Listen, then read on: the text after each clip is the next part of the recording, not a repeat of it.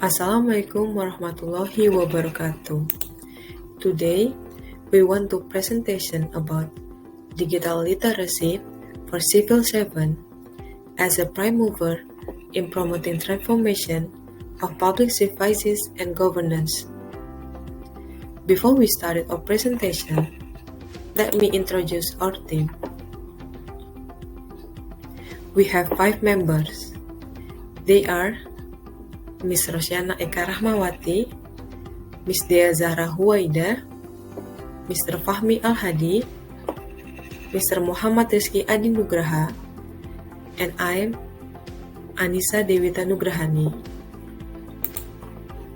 We are candidates, Basic Training of Civil Servant, Group 3, from Tangerang Regency Government. Our presentation has 5 sections.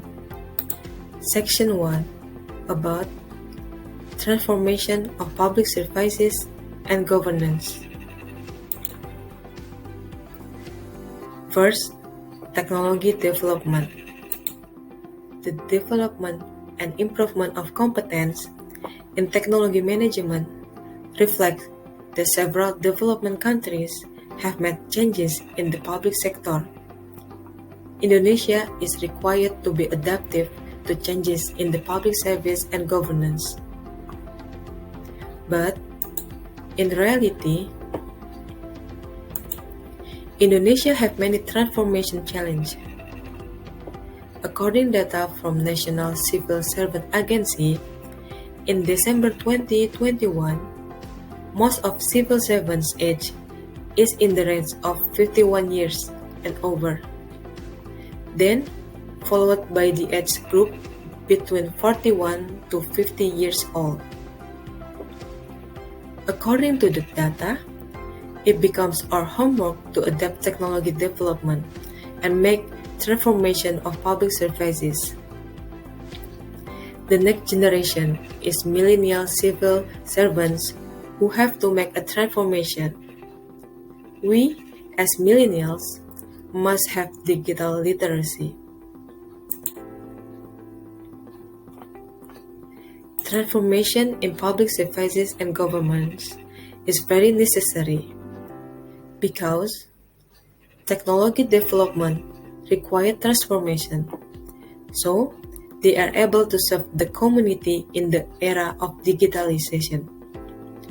After we adapt to technology, they can provide transparent and accountable reports so the public can control the government's performance. In addition, the transformation will have an impact on service to be effective and efficient, integrated, and have standardized data will increase the competitiveness of governance. And that's all. The next presentation will be delivered by my friends, Ms. Rosyana Eka Rahmawati. Thank you for the attention. Wassalamualaikum warahmatullahi wabarakatuh. Assalamualaikum warahmatullahi wabarakatuh. Hello, first, let me introduce myself. My name is Rosyana Eka Rahmawati. I'm from RSUD Kabupaten Tangerang. So, today I'd like to present about why should civil servants have digital literacy. Today, digital technology is being used to support working, teaching, and learning, also buying and selling by online. During pandemic COVID-19, almost people doing activities by online, like work from home, school from home, and others. Based on survey by Asosiasi Penyelenggara Jasa Internet Indonesia in 2020, during pandemic COVID-19, Indonesian society almost accessed internet more than 8 hours a day, even though the average world society just take 6 hours 43 minutes in a day to access internet. From that situation, we can see that pandemic make people and society to change. This change was required implementation of digital-based government.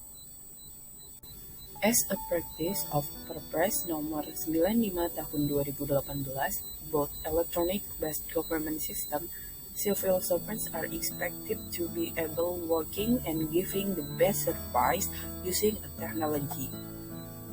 So, the conclusion is being a civil servant today is required to have an innovation, especially the ability to utilize digital technology. Last but not least, I just want to say, as a digital literate civil servant, it's necessary to have competence in digital technology. And then, next presentation will be continued by my friends. Thank you. Assalamualaikum warahmatullahi wabarakatuh. Let me introduce myself. My name is Dea Zahra Huwaida. Here, I will present digital literacy in question number 3. The definition of digital literacy and its 4 scopes: digital skills, digital culture, digital ethics, and digital safety. And the definition of digital literacy, according to UNESCO, digital literacy is the ability to access, manage, understand, integrate, communicate, evaluate, and create information safely and appropriately through digital technologies for employment, design work, and entrepreneurship. Digital skills is defined as the ability to know, understand, and use ICT hardware and software and digital operating system in daily life. And how to have digital skills are join webinars to increase knowledge, watch YouTube or listen to podcasts that discuss digital skills. The benefit of digital skills are help someone to think critically, solve problems, communicate fluently, and collaborate with others. And the example of this is inputting the anthropometric result into the EPP-GBM application. And the second is the digital culture, the ability to read, describe, familiarize, examine, and build national insight, the values of Pancasila and Bhinneka Tunggal Ika in daily life. And how to have digital culture, critical thinking, whether the content created is correct, objective in accordance with the fact, inspiring in impartial order as well as collaborative digital literacy campaigns. The benefit of this are understand the limitation of freedom of expression with cyberbullying, hate speech, and defamation in digital space. And the example of this is say greetings and use polite language when sending message. Next, digital ethic.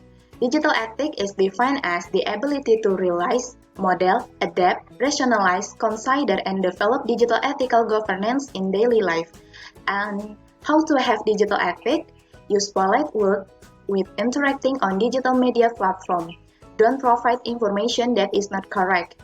The benefit of this is understand what should be uploaded or not when using social media, know how to interact, collaborate in the digital space according to ethical rules. The example of digital ethic is do not spread hoax to the public regarding the COVID-19 vaccination. And the fourth is digital safety. Digital safety is defined as the ability to recognize, pattern, apply, analyze, weigh, and increase awareness of personal data protection and digital security in daily life. How to have digital safety are protect the device with security software, create a secure password, and avoid opening advertisement on the internet. The benefit of this is minimize account hijacking, feel more comfortable in accessing information. And the example of the digital safety is do not publish personal data against this organization or patient on social media or risky sites. That's my presentation. For next question will be continued to my friend. Thank you. Wassalamualaikum warahmatullahi wabarakatuh. Everyone, I am Fahmi Al-Hadi from the A Group. In this occasion, I would like to explain example application of each digital literacy scope. Digital literacy competence is not only seen from the ability to use digital media or digital skills, but also the culture of using digital or digital culture, ethical using digital media or digital ethics, and safe using digital media or digital safety. The first is digital skill. There are 3 example applications of this scope. The first is using Google Drive service as a medium to collect MPRB or self-assessment of bureaucratic reform implementation reports between areas at the inspectorate. The second is availability of digital attendance list or barcode, which is used to serve span lapor directly to the inspectorate. The third is using the WhatsApp application as a medium for communicating and sending data files for daily work in the inspectorate environment. The second is digital culture. There are three examples application of the scope. The first is when taking example of the concept of drafting a good planning from other regional agencies and distributing it to the work team, we have to include sources to appreciate the idea or concept. The second is proud to upload a photo to social media wearing a regional batik uniform on Thursday by writing a caption about Cinta Tanah Air. The third is applying Pancasila values in digital culture, which is critical thinking about circulating content. The third is digital ethics. There are three examples application of this scope. The first is if we are going to create an audit work team and will include someone in the conversation application group, we should ask first if they are willing to join the group. The second is in working environment. Of course, there are many interrelated parties, but we still have to maintain each other's privacy, not give someone else's number to everyone without permission. The third is when contacting other people who do not know us before, it is better to introduce ourselves and mention who we got the contact number from. The fourth is digital safety. There are three examples application of this scope. The first is maintain the confidentiality of password to access the monitoring and evaluation system of the inspectorate. The second is always back up work data to avoid unwanted things. The third, always update the software used to the work to minimize the risk of data leaks.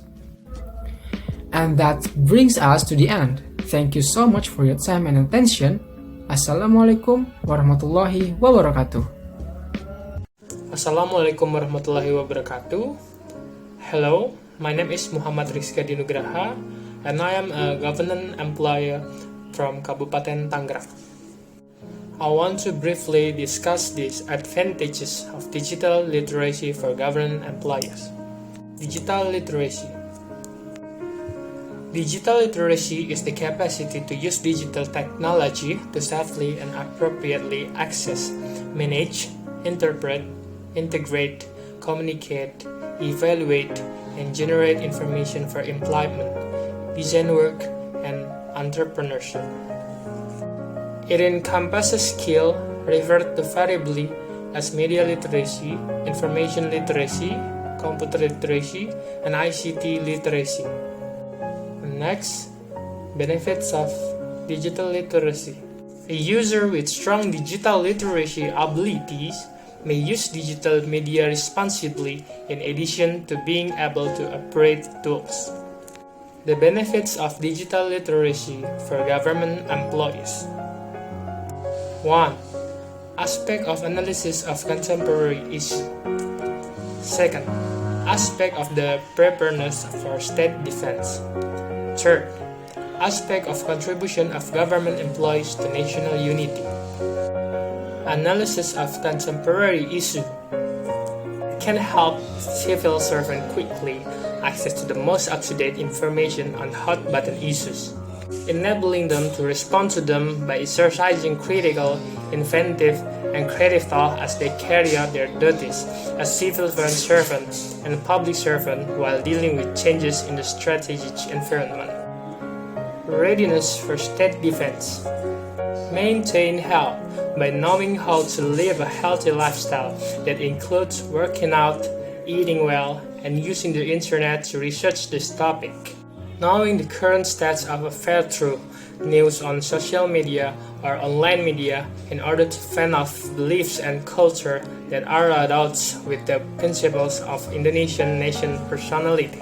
Contribution of government employees to national unity. Using social media as a platform for campaign and socialization that encourage people to engage in positive activities. Establishing peaceful conditions is accomplished by using social media to invite people and offer illustration of how crucial it is to uphold the value of tolerance. Thank you so much. That's all my presentation. Have a nice day.